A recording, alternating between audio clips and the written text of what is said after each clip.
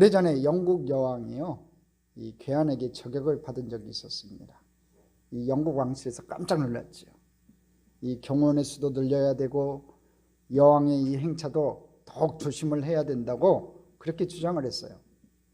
그런데 이 여왕은요, 이것에 대해서 반대하면서 이렇게 대답을 했습니다. 여왕쯤 되었으면 목숨은 언제나 내놓고 사는 것입니다. 그것이 무서워서 벌벌 떨어서는 안 됩니다. 나는 언제든지 백성에게 두려움 없이 다가갈 것입니다. 그 말을 듣고 많은 사람들이 말을 해요. 역시 여왕이다. 그래서 이 여왕의 인기와 권위는요, 점점 높아지고 그 다음부터는 그런 사건도 없어졌다고 합니다. 많은 사람들이 질문을 해요. 어떻게 하면 담대하게, 심지가 견고하게, 어떤 일에도 흔들리지 않고 편안하게 살아갈 수 있을까? 어떻게 하면 후회 없는 인생을 깨끗하게 살 수 있을까? 여러분, 대답은 나와 있어요. 죽음을 극복하고 사는 거예요. 여러분, 죽음을 극복하면요, 두려울 것도 없고요, 겁날 것도 없고, 아플 것도 없어요. 마음의 괴로움도 없는 거예요. 여러분, 죽는 문제를 두려워하지 않고 이미 그 문제를 해결한 상태에서 살아가는 것이 여러분 그 방법이라는 거지. 아무리 말로만 용감하다고 해도 죽는 문제에 대해서 자기 목숨에 대한 두려움이 있다면요, 그 사람은 진정 용감한 사람이 될 수가 없어요. 나 용감하다 말만 해봤자 아무 소용이 없다는 거죠. 죽음에 대한 두려움이 있으면요, 그는 겁쟁일 수밖에 없는 거예요. 항상 캐션마크가 생기는 거죠. 여러분, 위대한 사람, 어떤 일에도 불굴의 투지를 가지고 끄떡없이 대항했던 사람들의 공통된 특징이 뭐냐면요, 죽음에 대해서 겁을 내지 않은 사람들이었어요.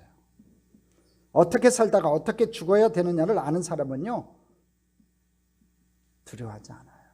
죽음을 두려워하지 않는다는 거죠. 어떤 경우에도 담대하고, 어떤 경우에도 침착하고, 어떤 경우에도 여러분 편안할 수 있어요. 저와 여러분이 그렇게 됐으면 좋겠습니다.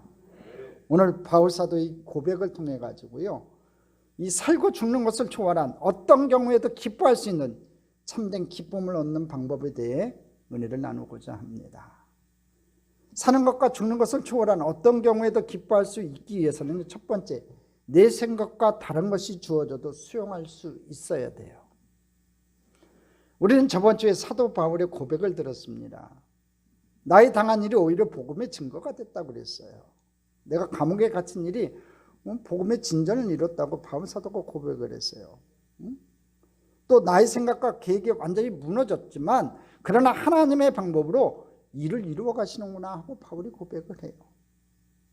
우리가 살다 보면 내 계획과 꿈과 그러한 시도들이 무너질 때가 있습니다.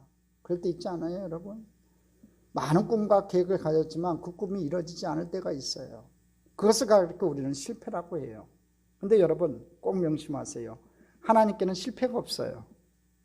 하나님께서는요, 실패가 없으신 하나님이세요. 내가 볼 때는 이것이 손해인 것 같은데 하나님은 그걸 통해서 더 큰 일을 이루시기 때문에 그래요. 내가 봤을 땐 실패이고 내가 봤을 땐 이게 퇴보인 것 같은데 하나님의 작정과 계획 속에서 하나님께서 더 진보를 이루게 하시고 진전을 이루게 하시고 그걸 통해서 더 큰 일을 이루어 가시기 때문에 하나님 앞에서는요, 실패가 없어요. 할렐루야.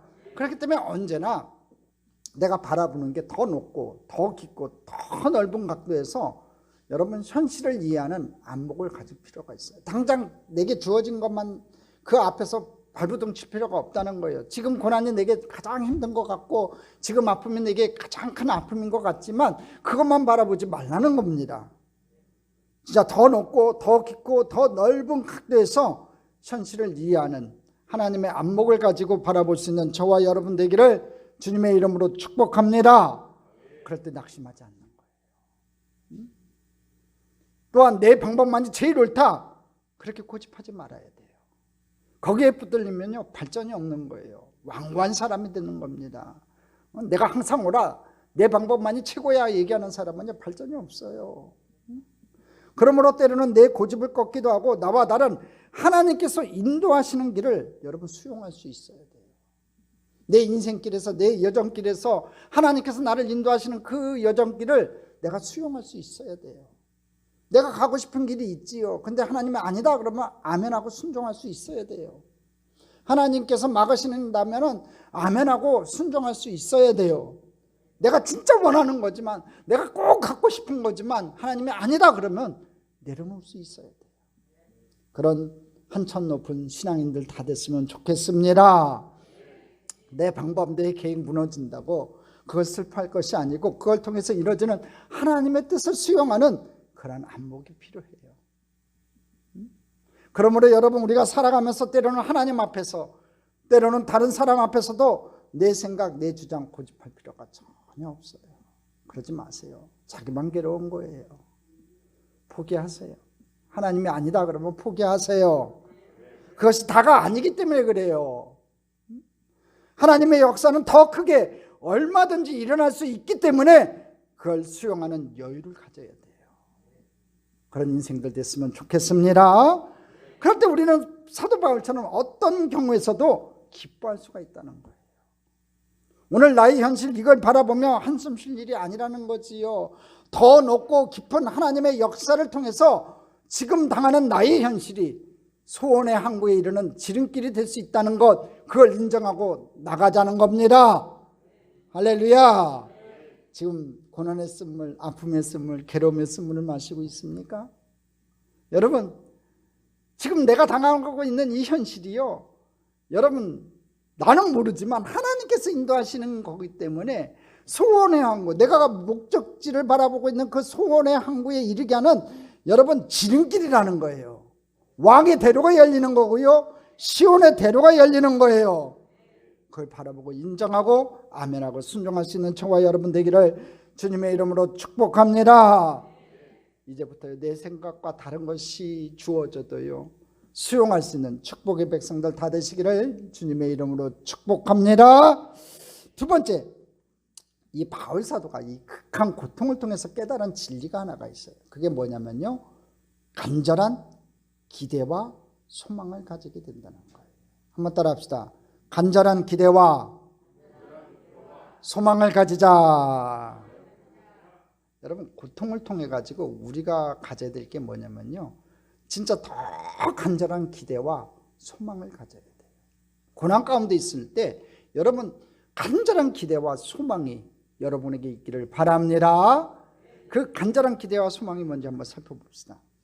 현실을 수용한다고 해서 여러분, 사도 바울이 말한 대로 나에게 당한 일, 옥에 갇힌 일, 이것이 그렇게 간단한 일이었느냐 하면 절대로 그렇지 않다는 거예요. 그에게는 너무나 크고 어렵고 버거운 사건이었어요. 계속해서 이어지고 있으니까. 가이사라 빌립보 감옥에 있었지요. 노마에 와가지고 노마 감옥에 있었죠. 노마에 오는 그 여정 중에서도 유라굴라라는 큰 풍랑을 만나서 배가 파손이 됐지요. 죽음 직전까지 갔지요. 여러 가지 계속해서 겹치는 이 환난을 통해 가지고 아주 어려운 사건들이 그에게 다가왔다는 거지요. 얼마만큼 그가 속에서 힘들어하고 괴로워했는가 하면은요, 그가 감옥에 갇혀서 처음에는 죽음을 생각했어요. 죽는 게 낫겠다 생각했다는 거죠. 내가 이제 이 감옥에서 죽나 보다, 내 인생은 여기서 끝나는가 보다, 그렇게 생각을 했어요. 여러분, 바울 사도가 그 감옥에 갇혀가서 죽음을 생각했을 때 그 마음이 얼마나 복잡했을 것 같아요. 1차, 2차, 3차 전도여행 마치고 그래도 내가 복음의 씨앗을 이것저것 심어놨는데 그것이 어떻게 자라는가 제대로 확인도 못하고 있죠. 감옥에 지금 한 4년을 갇히고 있으니까 답답하지요. 이제 내가 죽나 보다 생각을 한 거예요. 고난이 계속 이어지니까. 그때 마음이 굉장히 복잡했을 것 같아요. 근데 그가 그렇게 감옥 속에서 마음이 복잡했을 때 아주 깊이 생각하는 가운데 이 바울은요, 좋은 결론을 내려요. 좋은 결론을 얻어요. 산다는 게 뭐냐, 죽는다는 게 뭐냐, 가끔가다 우리 이렇게 철학자 되지 않아요? 힘들고 어려우면 그런 마음 같지 않아요? 힘들고 어렵고 지나온 세월 살펴볼 때마다 이런 생각하지 않아요? 산다는 게 뭔지, 죽는다는 게 뭔지, 그런 생각 가질 때가 있다고요. 그런 개똥 철학할 때가 있지 않아요, 여러분? 우리가 철학자는 아니더라도 가끔가다 저만 그래요? 왜 자꾸 안 척하고 계세요?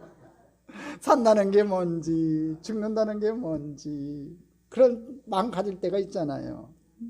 근데 그렇게 생각하면서 이 바울이 이 감옥에서요, 생사에 대한 신앙적인 결론을 내려요. 그래서 오늘 본문에는요, 이 그리스도인의 생사관, 예수 믿는 사람들의 생사관, 죽음과 삶에 대한 가치관, 즉 우리 예수 믿는 사람들이 사는 것과 죽는 것에 대한 이해를 어떻게 해야 되는가를 가장 정확하게 우리에게 보여주고 있어요. 그걸 우리에게 가르쳐주고 있다는 거죠. 바울은 내가 죽을 거라고 생각했어요. 아무래도 죽을 것 같아. 이 감옥에서 내가 죽을 것 같다, 이렇게 생각했다는 거예요. 그런데 그런 상황 속에서 잘 살펴보니까 이상한 일이 일어나거든요. 이 감옥 속에서, 이 감옥 안에서 이 고난을 통해서 복음이 선포되더라는 거예요. 감옥 안에서도 간수쟁이들이, 시대 이 사람들이 와가지고 이 바울에게 말을 걸면서 바울이 당한 일들을 갖다 들으면서 예수를 믿게 되더라는 거지요. 많은 사람들이 구원의 기쁨을 누리게 되더라는 겁니다. 신기한 거죠. 자기는 감옥에 갇혀 있는데 주의 복음이 편만이 증거되기 시작하더라는 거예요. 그뿐 아니에요. 이 어려운 사건을 통해 가지고 밖에서 일어나는 사건이 더 놀랍다라는 거지요. 선한 마음으로 하든지 악한 마음으로 하든지 아무튼 복음의 부흥의 역사가 밖에서도 일어나는 것을 보면서 그는 놀랐다는 거예요. 야, 기가 막히구나. 어찌 이런 일이 일어날 수 있는가? 하나님의 역사는 참 오묘하고 놀랍기만 하다. 내가 바라는 것은 복음의 전파인데 내가 몸이 갇혀있는, 묶여있는 이 상황에서도 안에서든 밖에서든 주의 복음이 편만히 증거되더라는 거지요. 그러면서 이런 역사가 일어나는 걸 보니까 어떤 결론을 내렸냐면 하나님이 나를 더 살려주시는가 보다, 이렇게 생각을 했어요. 또한 많은 성도들이 자기를 위해서 기도하는 것을 느끼면서 하나님께서 그들의 기도를 들어주시지 않겠는가 생각을 해요. 그 내용이 19절이에요. 19절 같이 한번 읽어보겠습니다. 이것이 너희 간구와 예수 그리스도의 성령의 도우심으로 나를 구원에 이르게 할 줄 아는 거로. 이 빌립보서 강의할 때는 성경 본문을 펴고 같이 보자고 했어요. 자, 19절을 보면은 이것이 너희의 간구와, 이런 상황들이 벌어진 것이 너희의 간구, 여러분이 기도해 주고 있고 여러분들의 이런 너희의 이 기도가 있었고, 그 다음에 예수 그리스도의 성령의 도우심으로 내 마음에 성령께서 확신을 주셨다는 거지요. 성령님께서 도와주시는 확신이 있다는 거예요. 그런 어떤 확신을 주었냐 하면은 나를 구원에 이르게 할 줄 아는 거로. 하나님께서 너희들의 기도와 성령님께서 도와주셔갖고 나를 구원에 이르게 할 줄 안다, 이렇게 얘기를 바울이 선포하는 거예요. 고백하는 거예요. 자, 나를 구원이라고 하는 말이 나오는데 여기서 구원이라고 하는 말은요, 감옥 밖으로 나오는 것을 얘기하는 거예요. 여러분, 성경 속에서 구원이라고 하는 말이 나올 때는요, 세 가지 중에 하나예요. 첫 번째 구원이 뭐냐면 내가 예수 믿고 하나님의 자녀가 되는 것이 구원이에요. 죄인에서 하나님의 자녀로 신분이 변화되는 것, 이게 구원이에요. 이걸 1차적 구원이라고 하고요. 두 번째 구원이 뭐냐면요, 내가 죽어서 약속된 영원한 하나님 나라에 들어가는 것, 그것 또한 구원이에요. 완전한 구원이지요. 이것을 가리켜 2차적 구원이라고 얘기해요. 세 번째 구원은 뭐냐면요, 오늘 내가 살아가면서 많은 사건과 일을 만나지요. 그런 가운데 하나님의 은혜 가운데 검진받는 것, 회복되는 것, 그리고 문제의 해결을 보는 것, 이것도 구원이에요. 이것을 3차적 구원이라고 하지요. 예수님께서 병든 자를 보시고 주님이 말씀하세요. 내 믿음이 너를 구원하였다. 그렇게 말씀하실 때 그 구원이란 말은요, 천당 간다는 얘기가 아니에요, 여러분. 너희 믿음이 너를 병으로부터 건질 것이다, 그런 뜻이에요. 그러므로 19절 말씀의 정확한 뜻은 뭐냐면요, 여러분이 간절히 기도하고 있고 되어가는 사건들을 볼 때, 그리고 성령님께서 내 마음에 감동을 주시는 것을 보니까 내가 이 감옥 밖으로 나갈 것이라는 소망이 생겨납니다 라고 하는 바울의 고백이에요. 그렇다면 이제 감옥 밖으로 나가게 될 수 있다는 소망을 가진 상황에서 오늘 내가 해야 할 일이 뭐냐 이거죠. 이제 소망은 가졌어요. 성령님께서 또 너희들의, 우리 성도들의 기도를 통해서 내게 소망이 생겼다는 거죠. 이 감옥 밖으로 나가게 될 수 있다는 소망을 가진 상황에서 오늘 내가 해야 할 일이 뭐냐? 그게 20절이에요. 20절 같이 한번 읽어보겠습니다. 나의 간절한 기대와 소망을 따라 아무 일에든지 부끄러워하지 아니하고 지금도 전과 같이 온전히 담대하여 살든지 죽든지 내 몸에서 그리스도가 존귀하게 되게 하려 하나니. 여기 20절에 나의 간절한 기대와 소망을 따라 거기다 밑줄을 쫙 그으세요. 아주 중요한 구절이에요. 나의 간절한 기대와 소망을 따라. 나의 간절한 기대와 소망을 따라 이렇게 말씀했는데 나의 간절한 기대와 소망 그게 뭐예요 여러분? 감옥 밖으로 나가는 거예요. 이 바울에게 있어서는 지금 그거 하나밖에 없는 거예요. 더 구체적으로는 감옥 밖으로 나가가지고 마음껏 예수 그리스도의 복음을 선포하는 것이 나의 간절한 기대와 소망이라고 얘기하는 거예요. 이런 기대와 소망이 있기 때문에 내가 지금 할 일이 뭐냐? 그 소망에 합당한 현재를 살아야겠다는 거지요.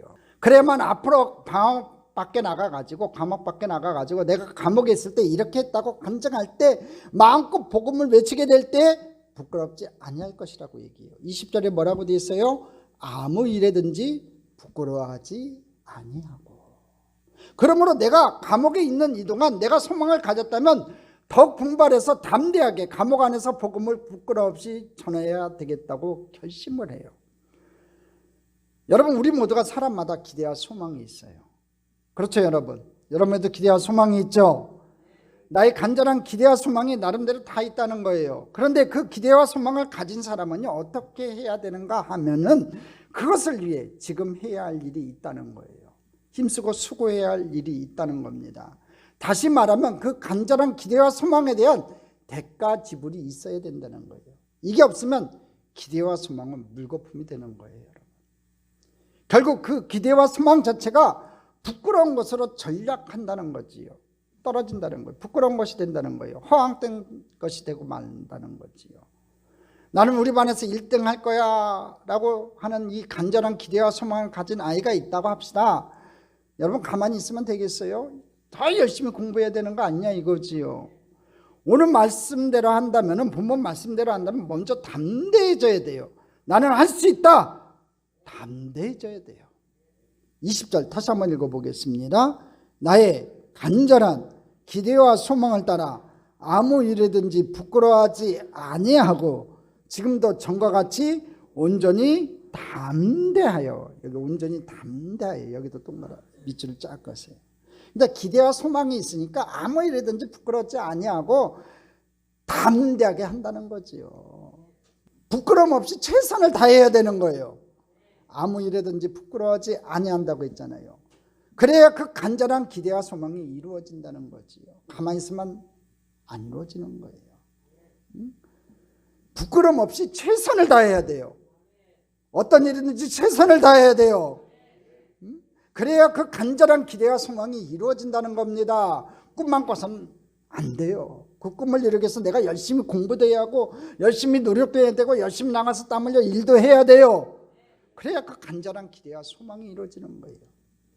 그런데 그런 기대와 소망을 가지고 있으면서 내가 아무것도 하지 않는다면, 숙제도 안 한다면 말이 안 되는 거지요. 내가 언젠가 주님 앞에 서서 주의 얼굴 배우리라, 이런 간절한 기대와 소망, 확신이 있어요. 그렇다면 거기에 대한 합당한 오늘의 수고가 필요한 거예요. 여러분 그런 기대와 소망이 있지 않아요? 내가 언젠가 주님 앞에 서가지고 주님 얼굴 배우리라. 저만 그래요? 저는 이 간절한 소망이 그거예요. 크로스비 여인처럼 그 한평생 장님으로 살았던 그 여인이 평생의 소원이 하나가 있었어요. 내가 죽어 천국에 가갖고 천국에서 처음으로 눈을 떠가지고 뵙는 분이 예수님이길 바랬어요. 내 사모하는 예수님, 그 예수님 처음으로 얼굴 뵙기를 원했어요. 내가 언젠가 주님 앞에 서갖고 주님 얼굴 배우리라, 그런 간절한 기대와 소망이, 그런 확신이 저와 여러분에게 있다면 거기에 합당한 오늘의 수고가 우리에게 필요하다는 거예요. 열심히 예배드려야겠죠. 열심히 기도해야 되겠죠. 열심히 신앙생활해야 되지 않겠냐 이거지요. 그게 뭐냐면 오늘 20절에 또 나와요. 다시 한번 20절 읽어보겠습니다.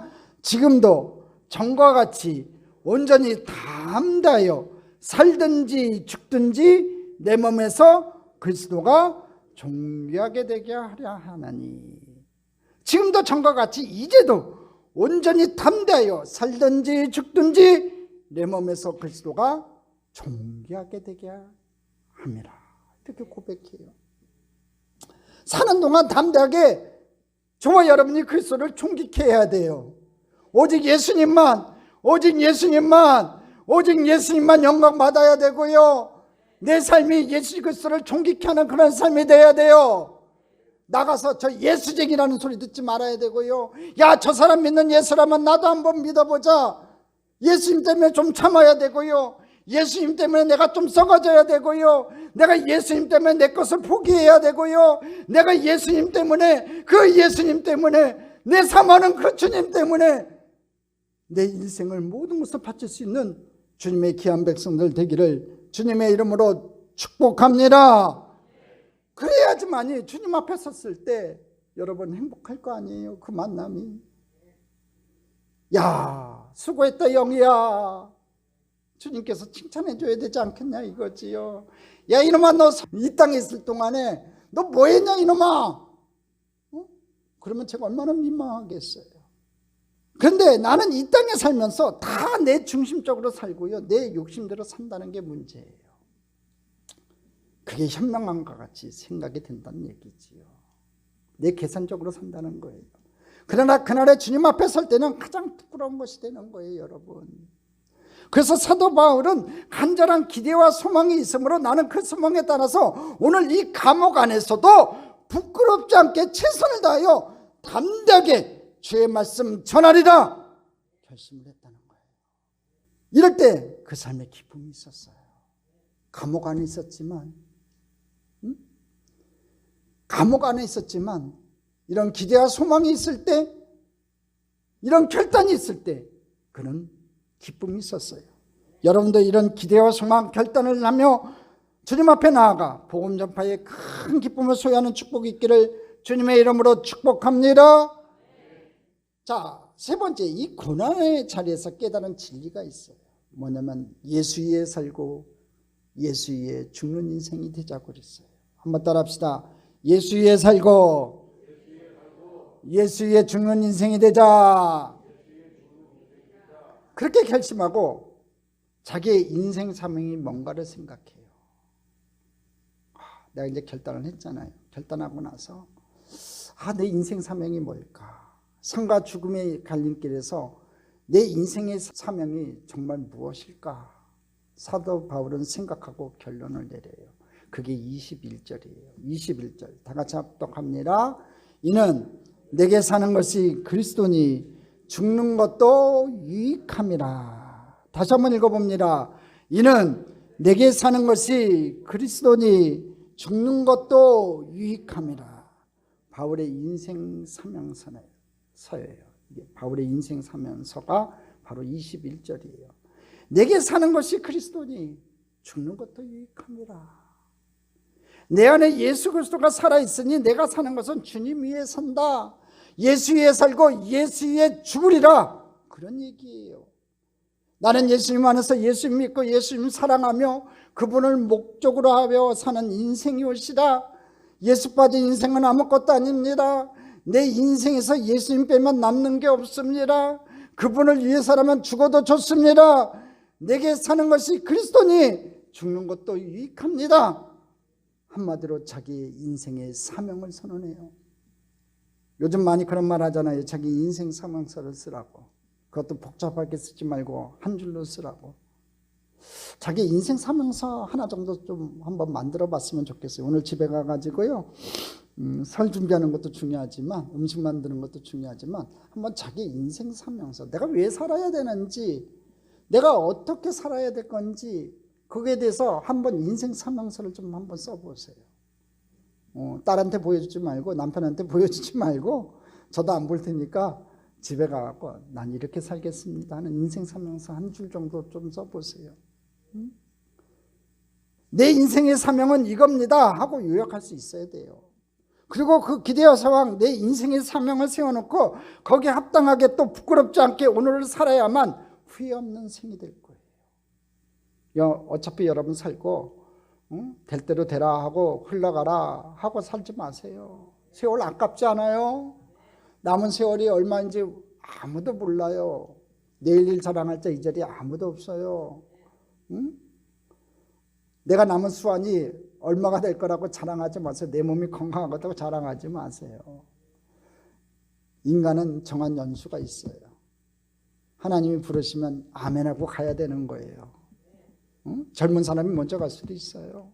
저는 우리 여동생 죽는 거 보고 그거 깨달았어요. 우리 형님 돌아가시는 거 보고 그거 깨달았다고. 아무것도 아닌 거예요, 죽는 거는. 우리 형님 아주 튼튼하신 분이었어요. 건강하신 분이었어요. 하나님 부르시니까 여러분 응급실에 가가지고 응급실에서 돌아가셨어요. 갑자기 심정지가 와가지고.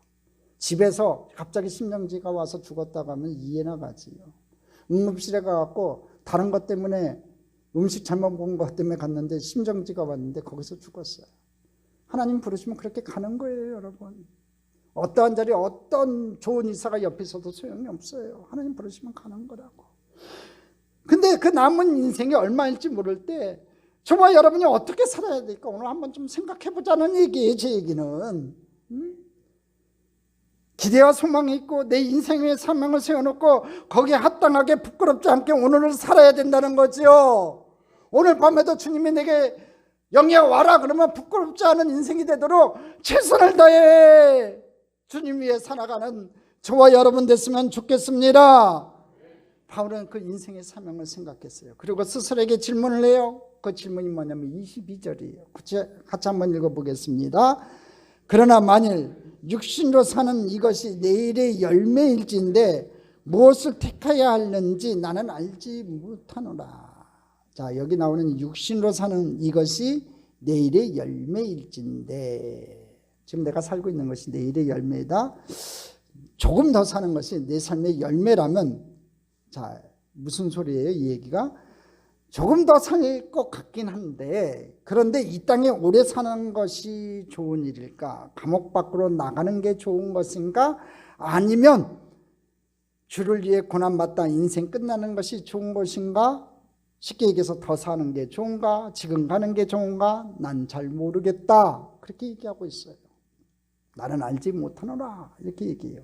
22절이 바울이 고민하는 내용이에요. 가는 게 좋은지, 이 땅에 남아있는 것이 자기는 모르겠다는 거지요. 그러나 23절에 결론을 내려요. 우리 함께 봅시다. 23절 같이 읽겠습니다. 내가 그 둘 사이에 끼었으니 차라리 세상을 떠나서 그리스도와 함께 있는 것이 훨씬 더 좋은 일이라 그렇게 하고 싶으나, 여기 보면 23절에 보면 그 둘 사이에 끼었대요. 뭐와 뭐 사이에 낀지 아세요? 사는 것과 죽는 것 사이에 끼어 있다는 거예요. 사는 것과 죽는 것 사이에 자기가 끼어 있다는 거지요. 언제 죽을지 모르는 인생이다, 그런 말입니다. 여러분, 우리가 삶과 죽음의 사이에 끼어 있는 거예요. 저와 여러분도 다 마찬가지예요. 삶과 죽음의 사이에 끼어 있는 거예요. 언제 갈지 모르지요. 내일도 모레도 갈 수 있어요. 아득히 먼 세월이 아니올시다. 저와 여러분 언제 갈지 모르는 거예요. 오늘 성경에 분명히 그랬어요. 둘 사이에 끼어 있다. 그랬어요. 끼어 있다. 당장이라도 갈 수 있는 인생이라는 얘기예요. 그런데 이 둘 중에 지금 정말로 하나님이 나보고 택하라면 나는 개인적으로 뭐가 좋다고 얘기해요? 바울은요, 여러분 중요한 단어가 하나가 나와요. 23절에 떠나서, 거기다 밑줄을 쫙 그었어요. 형광펜 있으면 형광펜도 칠해도 돼요. 떠나서 그리스도와 함께 있는 것이 훨씬 더 좋은 일이라는 거지요. 나 지금 사실 죽어서 주님께 가면 좋겠다, 이렇게 고백하는 거예요, 여러분. 왜? 나는 예수님 만났고 예수님 사랑했고 예수님께 충성했고 헌신했고 고난받고 있고 죽으면 멸류관인데, 그리고 나는 그분을 목적으로 해서 살아왔기 때문에 그러므로 지금 떠나서 가는 게 나에게는 최고다, 바울은 생각했던 거예요. 죽는 게 좋다는 거지요. 여러분, 죽음이라는 게 뭐예요? 예수님 모르는 사람에게는 인생의 끝이에요. 엔딩이에요. 그래서 너무너무 싫어서 통곡을 하고 피할 방법만 있다면 별 수단을 다 쓰는 것이 죽음이지만은, 예수를 바로 믿고 섬기는 사람들에게는요, 죽음의 의미가 달라지는 거예요. 내가 한평생 그리워했던 주님을 만나는 날이요, 달려갈 길 다 달려가고 믿음을 지킨 자에게 주시는 면류관, 그 면류관이 내게 주어지는 날이요. 내가 그렇게 사모하고 기다리던 주님이 어서 오너라 수고했다 영이야, 나를 품에 안아주시는 그 아름다운 날이 바로 그 죽는 날이 아니냐 이거예요. 그런데 왜 죽음을 싫어해요? 그래서 사도 바울은 이것을 빨리 떠나서 오랫동안 기다렸던 천국에 가서 주님과 함께 살기를 원했어요. 그게 그의 진정한 소원이었다는 거지요. 그냥 빈말로 한 얘기가 아니라 바울 사도는 진정한 소원이 그거였어요. 그런데 이 소원을 고집하지는 않아요. 이것이 죽음이다, 죽음에 대한 나의 제사는 이렇다고 말해놓고, 그러나 이 땅에서 조금 더 살려주시는 것 같다, 그렇게 얘기해요. 그런데 왜 더 살게 하시는가? 나에게 왜 생명의 연장이라고 하는 은혜를 주시는가? 거기에 대해서 24절에 그런 고백을 해요. 24절 같이 읽어봅니다. 내가 육신으로 있는 것이 너희를 위하여 더 유익하리라. 누구를 위해서 유익하다고요? 너희를 위해서 유익하다. 너희에게 유익하기 때문에 나를 살려주시는 거다, 이렇게 고백해요. 자, 여기 나오는 이 유익하기 때문에, 이 단어 유익하기 때문에, 이 단어는요 헬라어로 아난카이오 테론이라는 단어예요. 영어로는 more necessary, 좀 더 필요해서, 그런 뜻이에요. 왜 더 사는가? 이 땅에 좀 더 필요하기 때문에, 좀 더 너희를 위해서 유익하기 때문에 그런 말이에요. 내가 돈을 좀 더 많이 벌어서 잘 먹고 잘 산다는 뜻이 아니에요. 나의 유익을 위해서 내가 더 살겠다, 그 얘기가 아니에요. 내가 이 세상에 좀 더 살아 있어야 하는 이유는 내가 아니라 너희의 유익을 위해서다. 할렐루야. 우리도 이런 마음 좀 가져야 돼요. 내가 더 사는 이유, 남을 위해서 살아야 돼요. 거기서 가치를 가져야 되고, 거기서 희망을 가져야 돼요. 하나님을 위해서, 세상을 위해서, 사랑하는 사람들을 위해서, 거룩한 역사를 위해서 내가 좀 더 필요하기 때문에 생명을 주신 거다, 이게 내가 사는 이유다라고 말을 해. 오늘 바울은 이렇게 고백을 한다는 거죠. 여러분, 그러므로 우리가 살아있는 동안에 자기 가치에 대해서 분명하게 좀 인식 좀 해야 돼요. 나는 살 가치가 없다, 이렇게 얘기하는 사람들이 있어요. 그러면 절대로 안 돼요, 여러분. 왜냐하면요, 좀 더 필요해서, 유익해서 주는 것이 내 남은 생명이기 때문에 그래요. 남을 좀 더 유익하기 위해서 하나님께서 내게 주신 것이 내 생명이기 때문에, 여러분, 살 가치가 없는 인생은 없는 거예요. 내가 살아야 할 이유, 내가 살아있어야 할 이유를 발견하지 못했기 때문이지 필요 없는 존재는 아니라는 거지요. 그러므로 나는 무가치하다, 쓸데없다라고 말하지 마시고, 나는 누구에게 어떤 가치가 있는가, 누구를 어떻게 유익해야 할 것인가를 물어봐야 되는 거예요. 자기한테 물어보세요. 내가 왜 살아있어야 되는가? 내가 왜 살아야 되는가? 혹시 여러분의 삶의 목적이 뭐니 해도 머니가 최고라고 세상의 부유와 재물과 명예를 쫓아가는 인생, 그것이 목적이 되고 있었다면 오늘 시간 좀 바꾸세요. 내 살아있는 이유는 내 옆에 있는 주변의 사람들을 위해서다. 우리 교회 성도를 위해서 그렇고, 내 이웃에 있는 굶주리고 아프고 힘든 사람들을 위해서 내가 살아야겠다, 그렇게 마음 먹고 목적을 바꾸는 저와 여러분 됐으면 좋겠습니다. 사실은 우리 진정한 행복이라는 건요, 누군가를 유익하게 할 때 주어지는 거예요. 이 시대가 행복에 대해서 강렬히 원하면서도 행복이 없는 이유는 뭐냐면요, 다른 사람의 행복을 내가 빼앗으려고 하기 때문에 그래요. 그 사람이 행복하고 그 사람이 행복함으로 진정 내가 행복해지는 거예요. 그렇잖아요, 여러분? 저는 그래요. 저는 여러분들이 행복하면 제가 행복해요. 진짜 그래요. 여러분 얼굴 속을 이렇게 살펴보면 일주일에 한 번씩 만나지만, 그렇게 일주일에 한 번 만나면서도 여러 가지 일들이 생기잖아요. 생겨서 그런지 몰라도 얼굴 속에 여러분 다 나타나요. 목회가 30년이 넘었기 때문에 돗자리만 안 깔았지 대충 얼굴만 보면 알아요. 목회를 오래 하다 보면. 그게 영적으로 느껴지는 것 같아요, 기운이. 내가 여러분들을 위해서 기도하니까. 이렇게 기도하면 이렇게 얼굴을 보면요, 첫 번째는 분명히 웃는 얼굴이었는데 이번 주에 보니까 근심과 걱정과 우스라리가 가득 찬 얼굴, 뭔가 지친 얼굴, 뭔가 시달리는 얼굴들을 볼 때마다 안쓰러워요. 제가 행복하지를 못해요. 그래서 늘 여러분들이 좀 행복하고 여러분 잘 되라고 저는 기도해요. 그리고 어렵고 힘든 얼굴을 보여준 분은요, 또 일주일 동안 열심히 기도해요. 그러니까 여러분, 제 기도를 받고 싶어서 일부러 그럴 필요는 없어요. 우거지상 지을 필요는 없지만, 그래도 여러분들, 제 소원은요, 여러분이 행복했으면 좋겠어요. 기뻤으면 좋겠어요. 여러분, 행복하게 사세요. 행복하게 사는 비결은요, 남에게 이익을 주세요. 남을 위해 사세요. 그러면 여러분 진정으로 행복해져요. 근데 이 원리를 어기면요, 행복이 없다는 거지요. 여러분, 돈을 버는 것도 마찬가지예요. 상대방을 유익하게 하는 것에 돈 버는 목적을 좀 두세요. 그냥 돈만을 벌려고 하지 말라는 거지요. 어떻게 하면 저 사람을 더 유익하게 할까? 그 생각의 결과로 물질도 들어오는 거예요. 누구에게 얼만큼 이익을 주는가가 행복의 척도라는 거지요. 그걸 위해서 내 남은 인생이 있다는 거예요. 바울은 그렇게 고백해요. 영어로 한번 말해볼까요? 이 바울의 관점을 두 가지 영어 단어로 전문가들은 설명을 해요. want와 need. want는 내가 원하는 바 소원이에요. need는 나에게 꼭 필요한 것을 말해요. 죽음이라고 하는 것, 지금이라도 하나님 앞에 가는 것은 나의 원트예요. 바울에게 있어서는. 나는 지금 죽고 싶다고 그런 거거든요. 진짜 그게 간절한 소망이었습니까? 그게 원트예요. 나의 소망이고 진정으로 원하는 내용이었다는 거지요. 그러나 오늘 내가 살아있으면 니드예요. 필요해서 유익을 위해서 살려두시는 거라는 거지요. 이것이 그의 소망이었고 그의 가치관이었어요. 여러분, 바울처럼 여러분 정말 죽고 싶어요?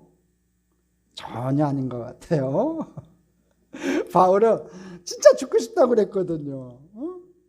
여러분, 제가 질문하니까 깜짝 놀래요.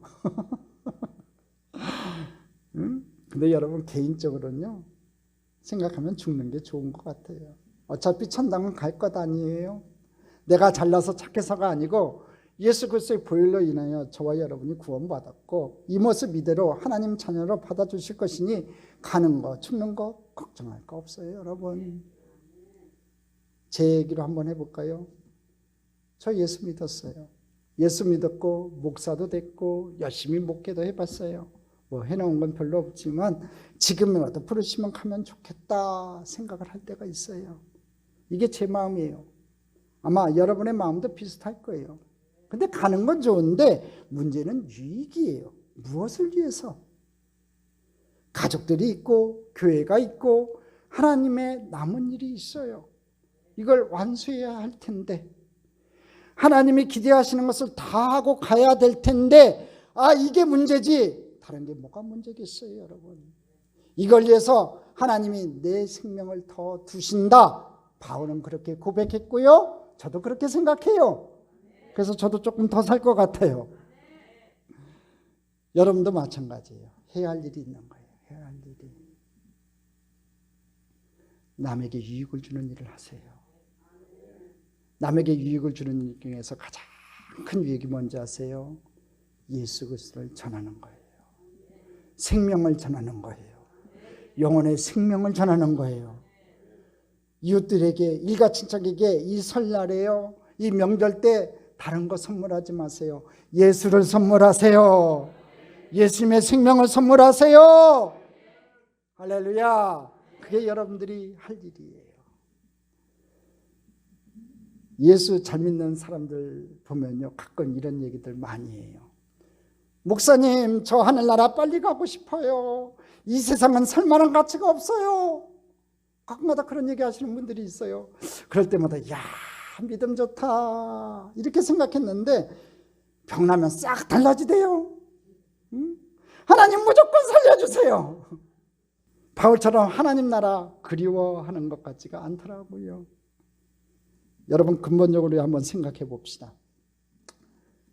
한번 잘 듣고 한번 여러분 대답해 주세요. 하늘나라가 훨씬 좋은 거죠?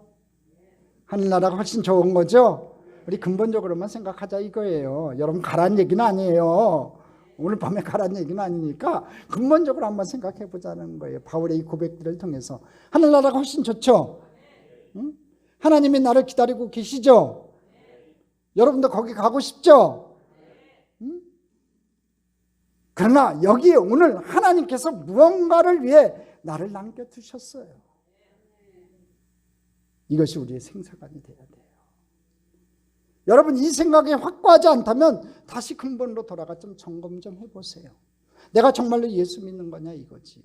물어야 된다는 거예요. 내가 정말 오늘 기대와 소망에 합당하게 살아가고 있는가를 좀 질문해야 돼요. 여러분, 가장 어리석고 비겁한 사람이 누군지 아세요? 나만을 위해서 살고 죽음을 두려워하는 사람이에요. 그러나 성경은 반대예요. 절대로 죽음은 두려워할 것이 아니다. 남아있는 동안에는 다른 사람의 유익을 위해서 사는 거다. 그렇게 말하고 있어요. 사는 것이 그리스도니 죽는 것이 유익합니다. 예수 위에 살다 예수님 위에 죽겠다. 이렇게 고백할 수 있어야 돼요. 거기에 내 생명을 걸었다는 것입니다. 그게 바울의 인생관이었어요. 죽는 게 좋지만 내가 살아있는 동안 예수님 위에 살다 예수님 위에 죽겠다. 이렇게 고백했다는 거지요. 내 삶의 의미와 행복과 목적이요 예수님께 있었어요. 오늘 저와 여러분도 마찬가지예요. 여러분의 삶의 의미와 행복과 목적이 예수님께 있기를 주님의 이름으로 축복합니다. 주님을 위해서라면 죽어도 좋습니다. 나는 그것을 원합니다. 그러나 살려주신다면, 생의 기회를 더 주신다면 나 위해 살지 않고 그리스도를 존귀케 하고 다른 사람을 유익하게 하기 위해서 살겠습니다. 그러다 주님이 부르시면 아멘 할렐루야 하고 가겠습니다. 여러분 모두 이런 현실관, 이런 생사관을 가지고 살아갈 수 있기를 바랍니다. 예수님 위해 살다 예수님 위해 죽겠다, 이 마음을 품은 자는요 어떤 극한 고통에서도요 기쁨을 가질 수 있어요. 어떤 어려움 속에서도요 기쁨을 가질 수 있어요. 할렐루야. 죽음을 초월한 사나 죽으나 내가 주님의 것이니 내가 주를 위해 살다 주를 위해 죽겠습니다고 고백하는 자는 그 어떠한 상황에서도 기쁨의 생수가 터져나는 인생을 살 수 있어요. 오늘 이 바울의 고백이 여러분의 고백 되기를 바랍니다. 바울의 기쁨이 오늘 여러분의 기쁨이 되기를 주님의 이름으로 축복합니다. 축복합니다. 축복합니다.